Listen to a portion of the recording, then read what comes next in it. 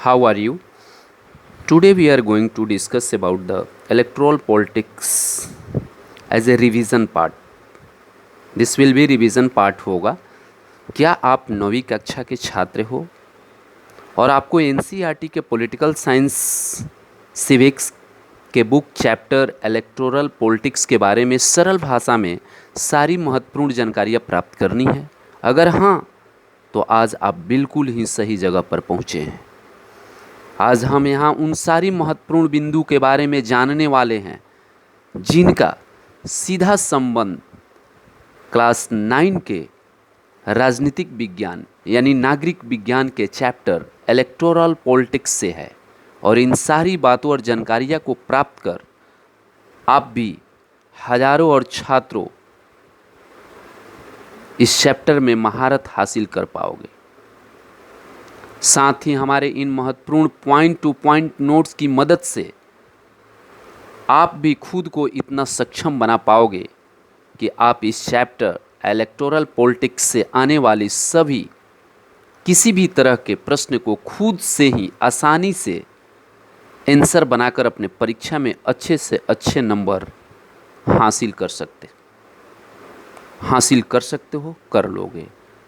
तो आइए अब हम शुरू करते हैं इलेक्टोरल पॉलिटिक्स पर आधारित एक तरह का समरी, ठीक है, या क्रैश कोर्स जो इस टॉपिक पर आपके ज्ञान को बढ़ाने का काम करेगा और आपको पूरी तरह से मदद करेगा। ठीक है, सबसे पहले हम लोग बात किए थे कि इस अध्याय में, इस चैप्टर में आप समझेंगे कि रिप्रेजेंटेटिव को कैसे चुनते हैं। अध्याय की शुरुआत इस विषय से होती है कि लोकतंत्र में चुनाव क्यों आवश्यक है और उपयोगी है। फिर यह आगे बताता है कि पार्टियों के बीच चुनावी इलेक्टोरल कंपटीशन लोगों की सेवा कैसे करती है। यह अध्याय जिस मूल विचार को व्यक्त करने का प्रयास करता है वह लोकतांत्रिक चुनाव और गैर लोकतांत्रिक चुनावों से अलग करना है। हमें चुनाव की आवश्यकता क्यों है उसकी भी बात कर रहे हैं। किसी भी लोकतंत्र में चुनाव नियमित रूप से होते हैं। दुनिया में 100 से ज़्यादा देश ऐसे हैं जिनमें जनप्रतिनिधि चुनने के लिए चुनाव होते हैं और वह तंत्र जिसके द्वारा लोग अपने जनप्रतिनिधि को, रिप्रेजेंटेटिव को नियमित अंतराल पर चुन सकते हैं और जब चाहे उन्हें बदल सकते हैं, उन्हीं को हम क्या कहते हैं? चुनाव कहते हैं। चुनाव कहलाता है। एक चुनाव में मतदाता के कई विकल्प चुनते हैं, ठीक है, कई विकल्प चुनते हैं। वो चुन सकते हैं कि उनके लिए कौन कानून बनाएगा। क्यों चुनते हैं? तो वो चुन सकते हैं इलेक्शन के थ्रू। इलेक्शन क्यों ज़रूरी है उसकी बात हम कर रहे हैं।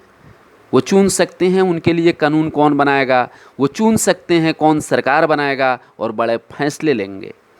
वो उस पार्टी को चुन सकते हैं जिसकी नीतियाँ सरकार को कानून बनाने का मार्गदर्शन करेगी। इसी के लिए हम क्या करते हैं? इलेक्शन का सहारा लेते हैं, ठीक है। उसके बाद कह रहा है कि what makes an election democratic. क्या चीज़ एक चुनाव को लोकतांत्रिक बनाता है? लोकतांत्रिक चुनाव की न्यूनतम शर्तों को निम्नलिखित बिंदु शामिल होते हैं। सबको अपना प्रतिनिधि चुनने का अधिकार होना चाहिए, तभी वो डेमोक्रेटिक बनाएगा। पार्टियों और उम्मीदवार को चुनाव लड़ने के लिए स्वतंत्र होना चाहिए और मतदाताओं को कुछ वास्तविक विकल्प देना चाहिए। हर कुछ वर्षों के बाद नियमित रूप से चुनाव होना चाहिए। लोगों द्वारा पसंद किए जाने वाले कैंडिडेट को चुना जाना चाहिए।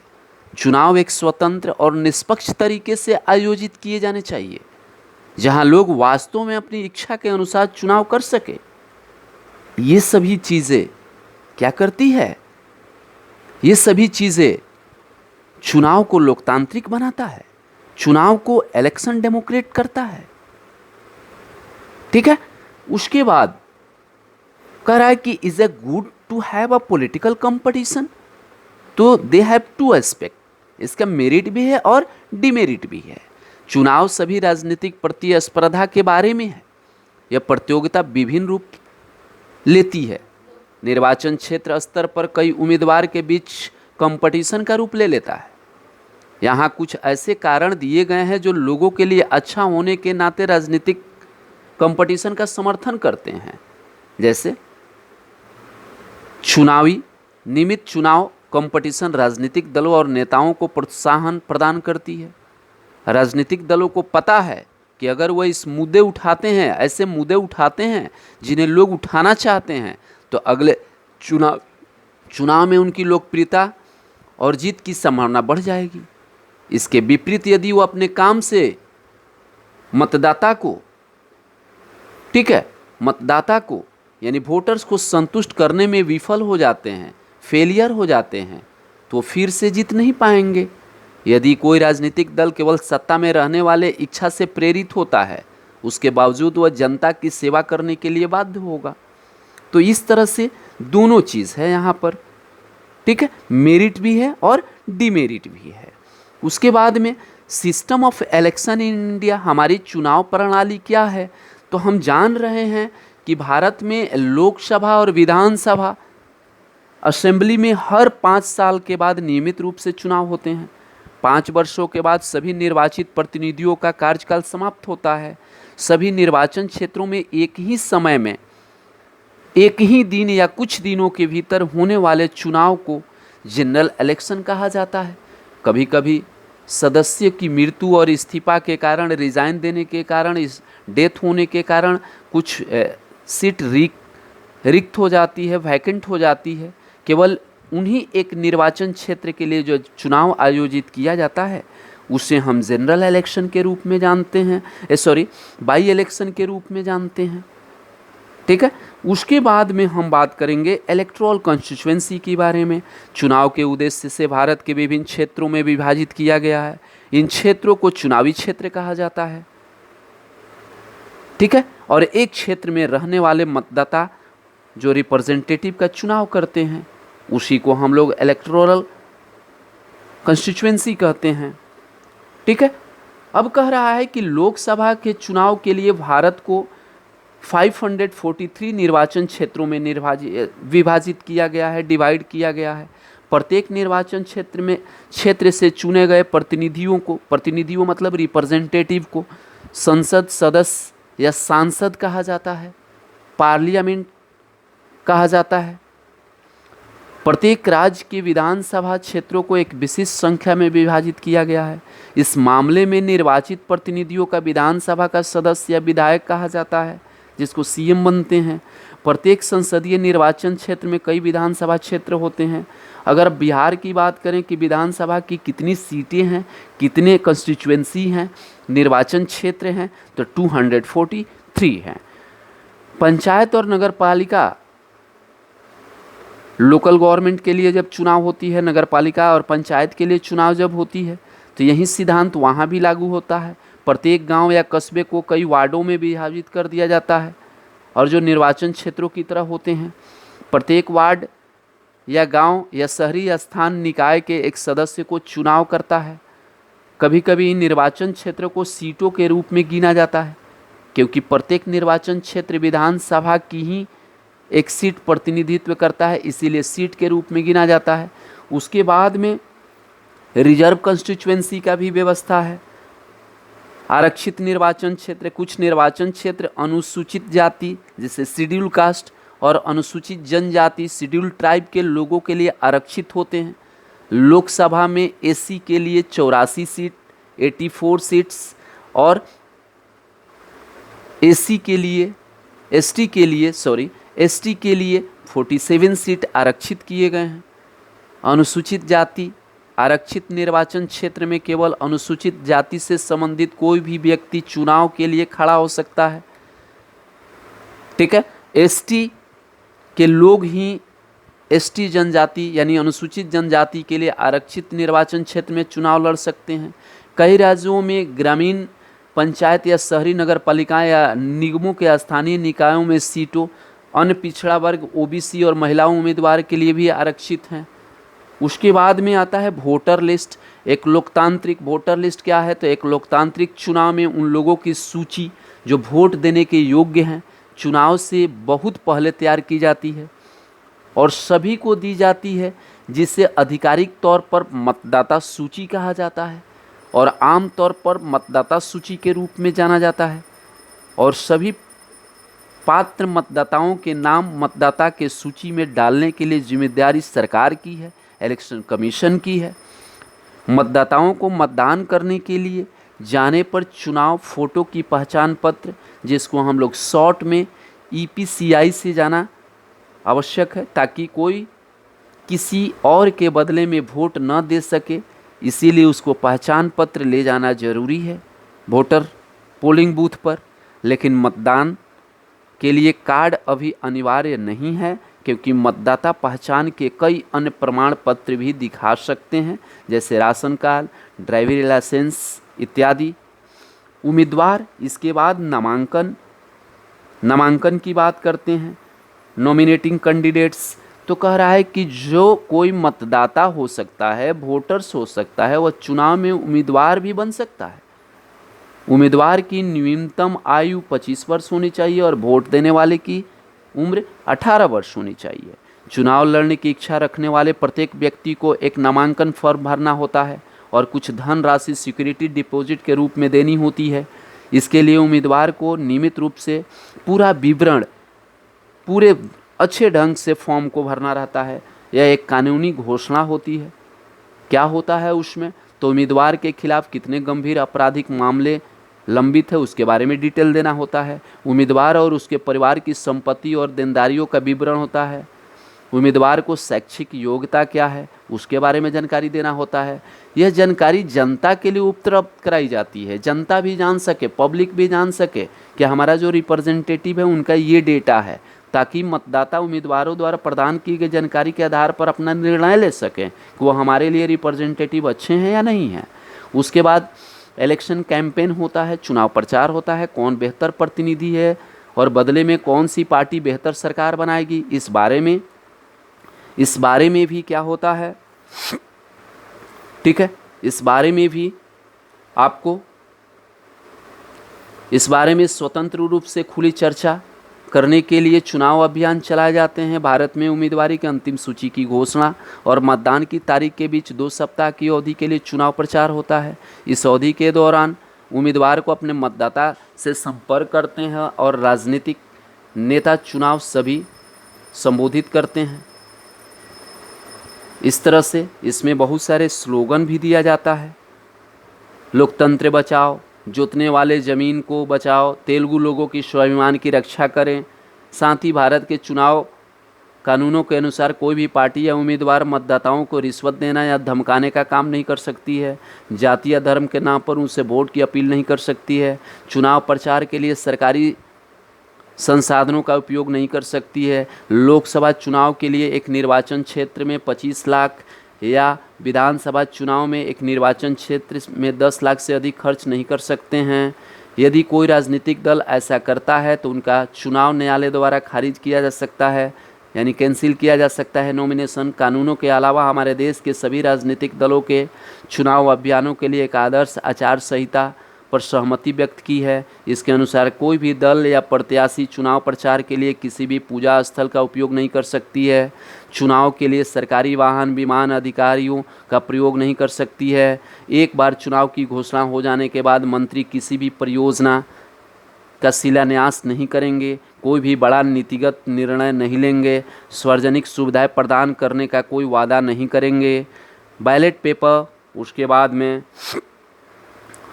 पोलिंग बूथ की बात होती है। बैलेट पेपर कागज़ की एक सीट होती है जिस पर पार्टी के नाम और सिंबल के साथ चुनाव लड़ने वाले उम्मीदवारों का नाम सूचीबद्ध होते हैं। पहले बैलेट पेपर का इस्तेमाल होता था, लेकिन आजकल वोट रिकॉर्ड करने के लिए इलेक्ट्रॉनिक वोटिंग मशीन का यूज किया जाता है। ठीक है, मशीन उम्मीदवारों के नाम और पार्टी से सिंबल दिखाई देती है, जिससे हम लोग पुश करते हैं और उनको वोट देते हैं। मतदाता को केवल उस उम्मीदवार के नाम के सामने बटन दबाना होता है जिसे वो वोट देना चाहते हैं। ईवीएम मशीन में इस तरह का फैसिलिटीज़ ऑलरेडी हैज़ गिवन दिया हुआ रहता है। मतदान समाप्त होने के बाद सभी ईवीएम को सील कर सुरक्षित स्थान पर ले जाया जाता है। कुछ दिनों के बाद सभी ईवीएम खोल दी जाती है और प्रत्येक उम्मीदवार द्वारा प्राप्त वोट को गिनती की जाती है। किसी निर्वाचन क्षेत्र से सर्वाधिक यानी सबसे ज़्यादा मत प्राप्त करने वाले, वोट प्राप्त करने वाले उम्मीदवार को निर्वाचित घोषित कर दिया जाता है कि इस निर्वाचन क्षेत्र से इनकी जीत हुई है। इस तरह से भारत में लोकतांत्रिक व्यवस्था की जाती है और स्वतंत्र चुनाव आयोग के द्वारा इस तरह की बातें सब की जाती है। और भारत में चुनाव आयोग द्वारा आयोजित की गए मुख्य चुनाव आयुक्त नियुक्त भारत के राष्ट्रपति द्वारा की जाती है। चुनाव आयोग स्वतंत्र हैं और उसके पास कई प्रकार की शक्तियां हैं। चुनाव आयोग चुनावों की घोषणा से लेकर परिणाम की घोषणा तक चुनाव के संचालन और नियंत्रण के हर पहलू पर निर्णय लेता है। यह आचार संहिता को लागू करता है और इसका उल्लंघन करने वाले किसी भी उम्मीदवार या पार्टी को दंडित करता है। चुनाव अवधि के दौरान चुनाव आयोग सरकार के कुछ दिशा निर्देशों का पालन करने, चुनाव जीतने की संभावना को बढ़ाने के लिए सरकारी शक्तियों का उपयोग और दुरुपयोग को रोकने या कुछ सरकारी अधिकारियों को स्थानांतरित करने का आदेश दे सकता है। चुनाव ड्यूटी पर होने वाले सरकारी अधिकारी चुनाव का नियंत्रण का काम करता है, न कि सरकार का। और लोकप्रिय हम बोल सकते हैं कि पॉपुलर पार्टिसिपेशन, लोकप्रिय भागीदारी भी होता है। लोगों की भागीदारी देखकर चुनाव प्रक्रिया में गुणवत्ता की जांच की जा सकती है। चुनाव में लोगों की भागीदारी की मतदान के आंकड़ों से मापा जाता है। टर्न आउट उन योग्य मतदाताओं के प्रतिशत को दर्शाता है जिन्हें वास्तव में अपना वोट डाला था। भारत में अमीर और विशेषाधिकार प्राप्त वर्गों की तुलना में गरीब, अशिक्षित और वंचित लोग बड़े अनुपात में मतदान करते हैं।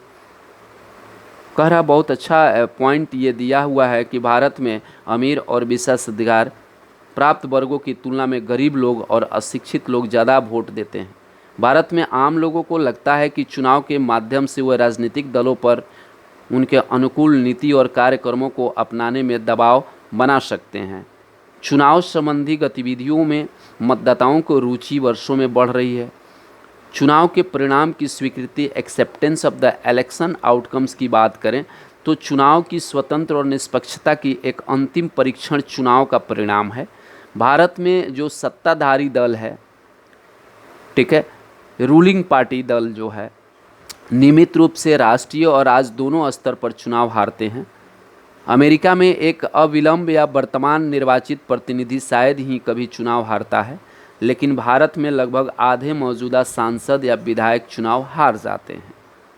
ठीक है, जिन उम्मीदवारों को वोट खरीदने के लिए बहुत पैसा खर्च करने के लिए जाना जाता है और जो ज्ञात आपराधिक कनेक्शन वाले भी, वो अक्सर चुनाव हार जाते हैं। बहुत कम विवादित चुनावों को छोड़कर चुनावी नतीजों को आमतौर पर पराजित पार्टियों द्वारा जनता के फैसले के रूप में स्वीकार किया जाता है। स्वतंत्र और निष्पक्ष चुनाव के लिए चुनौतियां भी हैं। ठीक है, चुनौतियां भी हैं। उम्मीदवारों को बहुत अधिक धन वाले दलों को छोटे दलों पर बड़ा और अनुचित लाभ मिलता है। आपराधिक कनेक्शन वाले उम्मीदवार दूसरे चुनावी दौड़ से बाहर करने के लिए प्रमुख दलों से टिकट हासिल करने में सक्षम रहे हैं। टिकट उनके परिवार से रिश्तेदारों को वितरित किए जाते हैं। चुनाव आम नागरिकों के लिए बहुत कम विकल्प प्रदान करते हैं क्योंकि प्रमुख दल नेताओं और नीतियों और व्यवहार दोनों में एक दूसरे से काफ़ी मिलते जुलते हैं। बड़ी पार्टियां की तुलना में छोटे दलों और निर्दलीय उम्मीदवार को भारी नुकसान होता है। ठीक है, तो इतना सारी बातें हम लोगों ने इसमें देखा।